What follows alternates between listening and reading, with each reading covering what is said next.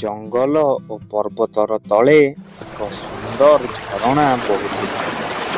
ଏଠାରେ ଜଙ୍ଗଲର ସମସ୍ତ ପଶୁପକ୍ଷୀମାନେ ଆସି ଶାନ୍ତିରେ ପାଣି ପିଉଥିଲେ।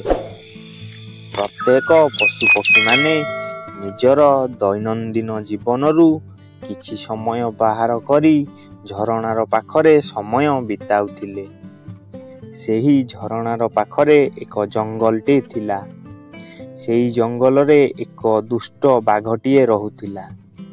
ସେ ଜଙ୍ଗଲର ସମସ୍ତ ଜୀବଜନ୍ତୁଙ୍କୁ ମାରି ଖାଇଯାଉଥିଲା ଏବଂ ଝରଣା ପାଖକୁ ମଧ୍ୟ ଯେଉଁ ପଶୁପକ୍ଷୀମାନେ ପାଣି ପିଇବାକୁ ଆସୁଥିଲେ ସେ ସେମାନଙ୍କୁ ଲୁଚିକି ଶିକାର କରି ଖାଇଦେଉଥିଲା। ବାଘଟିର ଭୟରେ ସମସ୍ତ ପଶୁପକ୍ଷୀମାନେ ଭୟଭୀତ ହୋଇ ରହୁଥିଲେ। କିନ୍ତୁ ବାଘଟି ବହୁତ ଚତୁର ଥିଲା। ଗୋଟିଏ ଦିନ ଏକ ଛେଳି ଛୁଆଟି ଝରଣାର ତଳପଟରେ ଆସି ପାଣି ପିଉଥିଲା। ସେ ପାଣି ପିଇବା ସମୟରେ ଦୂରରୁ ସେଇ ଦୁଷ୍ଟ ବାଘଟି ଛେଳି ଛୁଆଟିକୁ ଲୁଚିକିରି ଦେଖୁଥିଲା। ବାଘଟି ଛେଳି ଛୁଆଟିକୁ ଦେଖି କହିଲା, ଆଜି ମୋର ନୂତନ ଖାଦ୍ୟ ମିଳିଗଲା। ଆଜି ମୋର ପେଟ ପରିପୂର୍ଣ୍ଣ ହେବ।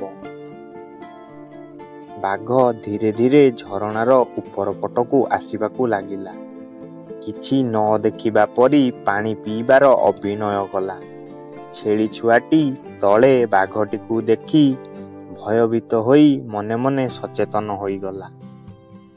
ବାଘଟି ପାଣି ପିଇସାରି ଛେଳି ଛୁଆ ପାଖକୁ ଆସିଲା। ଏକ ବାହାନା କରି ଛେଳି ଛୁଆଟିକୁ କହିଲା, ଏ ଛେଳି ଛୁଆ, ତୁ ଏ ପାଣି କାହିଁକି ଗୋଳିଆ କରୁଛୁ? ମୋତେ ପାଣି ପିଇବାରେ ବହୁତ ଅସୁବିଧା ହେଉଛି।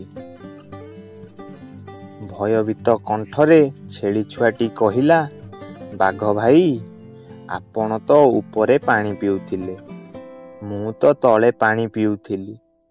ମୁଁ କିପରି ଆପଣଙ୍କ ପାଣିକୁ ଗୋଳିଆ କରିପାରିବି?